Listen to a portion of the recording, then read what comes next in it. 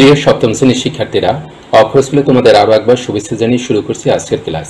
আজ সমাধান করব 60 পৃষ্ঠার একক কাজ। শুরু করার আগে অনুরোধ করব তোমরা যারা এখন আমাদের চ্যানেলটি সাবস্ক্রাইব করোনি তারা সাবস্ক্রাইব করবে। তো চলো শুরু করা যাক। পৃষ্ঠা 60, একক কাজ। তুমি তোমার পছন্দ মতো 5টি সাধারণ ভগ্নাংশ নাও এবং তাদের 10টি করে গুণনীয়ক নির্ণয় করো। এর আগের ভিডিওতে আমরা শিখেছি কিভাবে সাধারণ ভগ্নাংশের গুণনীয়ক নির্ণয় করতে হয়।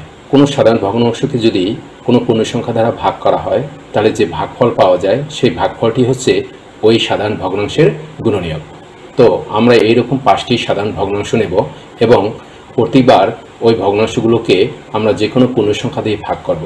তাহলে যে ভাগফলগুলো পাওয়া যাবে সেই ভাগফলগুলোই হচ্ছে ওই সাধারণ ভগ্নাংশের গুণনীয়ক। নিচের ছকে আমি আমার পছন্দ মতো 5টি সাধারণ ভগ্নাংশ নিয়ে তাদের 10টি করে গুণনীয়ক নির্ণয় করলাম। প্রথমে আমরা একটা ছক নেব। ছকে লেখা আছে ভগ্নাংশ গুণনীয়ক 10টি। প্রথমে যে ভগ্নাংশটি আমরা নেব সেটি হচ্ছে 1/3। তো 1/3-এর গুণনীয়কগুলো যদি আমরা নির্ণয় করতে চাই তাহলে পর্যায়ক্রমে এই ভগ্নাংশটিকে আমরা পূর্ণ সংখ্যা দিয়ে ভাগ করব। যেমন 1/3-কে যদি আমরা 1 দ্বারা ভাগ করি, এর আগের ভিডিওতে দেখেছি যে এর ভাগফল কিভাবে নির্ণয় করতে হয়। দেখো, প্রথমে 1/3 আমরা লিখলাম, তারপরে এই ভাগটি যদি আমরা গুণ করে দেই, তারপর যে কোনো পূর্ণ সংখ্যার নিচে মনে মনে আমরা একটা 1 ধরতে পারি। তো যখনই এই ভাগটি গুণ হয়ে যাবে তখন নিচে যেই হর আছে এই হর যাবে লব হয়ে, অর্থাৎ উপরে যাবে, আর এই যে লবটি আছে এই লব যাবে, এই 1 যাবে এই নিচে হর হয়ে। এখন এই লব এবং এই লব আমরা গুণ করব, 1 এবং 1 গুণ করলে হবে 1, এবং এই হর গুণ করব 3 এবং 1 যদি গুণ করি তাহলে হবে 3।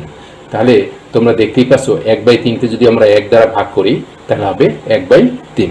তারপরে আবার 1/3-কে যদি 2 দ্বারা ভাগ করি তাহলে দেখো 1/3, তারপরে এই ভাগটি যদি আমরা গুণ করে দেই, এর আগে বলেছি যে কোনো পূর্ণ সংখ্যা নিচে আমরা মনে মনে একটা 1 ধরতে পারি। তাহলে যখন এই ভাগটি গুণ হয়ে যাবে তখন নিচের যে 1টি আছে হরে সেটি যাবে উপরে লব হয়ে, তারপরে উপরে যে লবে যে 2 আছে সেটি যাবে নিচে হর হয়ে। এবারে আমরা লব এবং লব গুণ করব, হর এবং হর গুণ করব। তাহলে লবে আছে 1, এখানে লবে আছে 1 এবং 1 যদি গুণ করি তাহলে হবে 1, এবং এখানে আছে 3 আর এখানে আছে 2, 3 এবং 2 যদি গুণ করি তাহলে হবে 6। তাহলে 1/3-কে যদি 2 দ্বারা ভাগ করা হয় তাহলে হবে 1/6।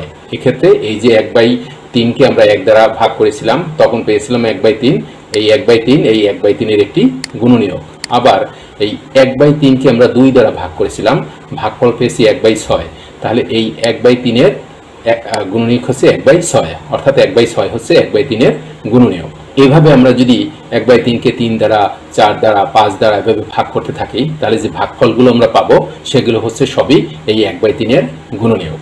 তো আমরা দেখি এখানে মোট 10টি পূর্ণ সংখ্যা দিয়ে 1/3-কে আমরা এখানে ভাগ করেছি। প্রথমে তো দেখতেই পাচ্ছি আমরা 1/3-কে 1 দ্বারা ভাগ করেছি, তাতে যে ভাগফল পেয়েছি সেটি হলো 1/3। এই 1/3 হচ্ছে 1/3-এর গুণনীয়ক, এটি হচ্ছে এই। তারপর আবার 1/3-কে 2 দ্বারা ভাগ করেছিলাম, আমরা ভাগফল পেয়েছি 1/6, এই 1/6 হচ্ছে 1/3-এর গুণনীয়ক, এটি হচ্ছে এই। এভাবে যদি আমরা 1/3-কে আবার 3 দ্বারা এখানে ভাগ করি তাহলে পাবো 1/9।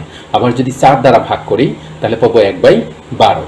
আবার যদি 5 দ্বারা ভাগ করি 1/3-কে তাহলে পাবো 1/15। আশা করছি এই যে দুটি ভাগ প্রক্রিয়া আমরা দেখিয়েছি, ভগ্নাংশকে পূর্ণ সংখ্যা দিয়ে ভাগ করেছি, এভাবে তোমরা 4 দিয়ে, 5 দিয়ে, 6 দিয়ে, 7 দিয়ে, 8 দিয়ে, 9 দিয়ে, 10 দিয়ে এভাবে প্রত্যেকটি পূর্ণ সংখ্যা দিয়ে 1/3-কে ভাগ করতে পারবে। সেই ভাগগুলো সময় সাপেক্ষ হয়, আমি আর দেখালাম না, আশা করি তোমরা পারবে এগুলো।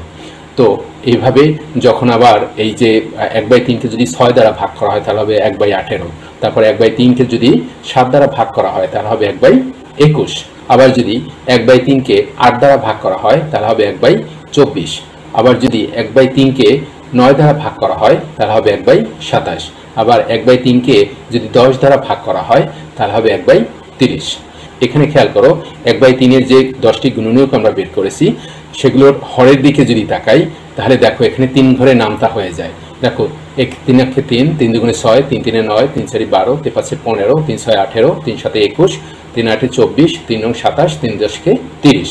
তাহলে এইভাবে যদি আমরা সংক্ষেপে আমরা হিসাব করতে শিখি তাহলে কিন্তু এই গুণনীয়কগুলো পরবর্তী যে ভগ্নাংশের গুণনীয়ক আছে সেগুলো নির্ণয় করা আমাদের পক্ষে সহজ হবে। এর পরে যে ভগ্নাংশ নিব সেটি হচ্ছে 1/4। এভাবে 1/4কে আমরা 10টি পূর্ণ সংখ্যা দিয়ে ভাগ করব।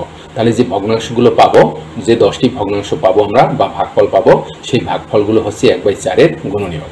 প্রথমে 1 দ্বারা ভাগ করলাম 1/4কে, পেলাম 1/4।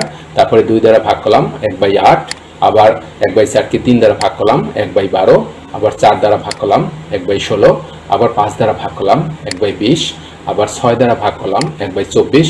এভাবে 7 দ্বারা ভাগ করলাম, 8 দ্বারা ভাগ করলাম, 9 দ্বারা ভাগ করলাম এবং 10 দ্বারা ভাগ করলাম। এরপরে যে ভগ্নাংশটি আমরা নিয়েছি সেটি হচ্ছে 1/5। এই 1/5কে যথাক্রমে যদি 1 থেকে 10 পর্যন্ত পূর্ণ সংখ্যা দিয়ে ভাগ করি তাহলে 10টি ভগ্নাংশ আমরা পাবো। সেই 10টি ভগ্নাংশ হচ্ছে এই, এবং এগুলো হচ্ছে প্রত্যেকে এই 1/5-এর গুণনীয়ক। তোমরা এখানে বুঝতে পারছো, প্রথম যে ভগ্নাংশটা আমরা পেয়েছি সেটি হচ্ছে 1/5কে আমরা 1 দ্বারা ভাগ করেছি, যার কারণে 1/5 পেয়েছি। আবার 1/5কে যদি 2 দ্বারা ভাগ করা হয় তাহলে 10 পাবো, 1/10 পাবো। আবার যদি 1/5কে 3 দ্বারা ভাগ করা হয় তাহলে পাবো 1/15। এভাবে 4 দ্বারা ভাগ করে এটি পেয়েছি, 5 দ্বারা ভাগ করেছি এটি পেয়েছি, 6 দ্বারা, 7 দ্বারা, 8 দ্বারা, 9 দ্বারা এবং সর্বশেষ 10 দ্বারা যদি 1/5কে ভাগ করা হয় তাহলে পাবো আমরা 1/50।